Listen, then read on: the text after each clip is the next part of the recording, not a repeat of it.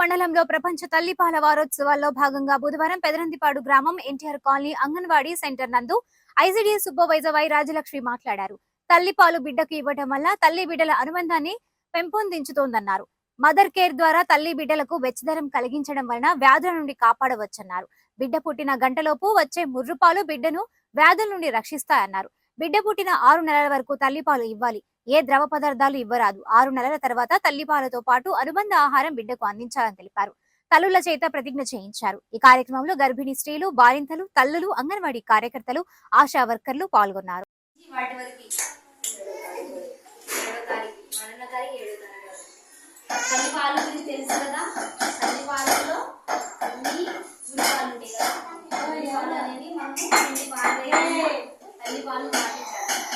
తల్లిపాలు చాలా స్వచ్ఛమైనవి, శ్రేష్టమైనవి కూడా. అన్ని యాంటీబయాటిక్స్ అందులోనే ఉంటాయి. మనం కొంతమంది ఏంటంటే పిండి పారబోస్తాం, మన పారబోయి కొడుకు తల్లిపాలు. ఇంకా ముందు పాత రోజుల్లో పాలన పిండి పారబోస్తాం. చూడండి, డాక్టర్స్ కూడా తల్లిపాలు ఇవ్వమనే చెప్తున్నారు. తల్లిపాలలో అన్ని రకాల యాంటీబయాటిక్స్ అన్నీ ఉంటాయి కాబట్టి మనం తల్లిపాలు తాపించాలి. కొంతమంది పాలు పడలేదని చెప్పేసి మనం వదిలిపెట్టకూడదు.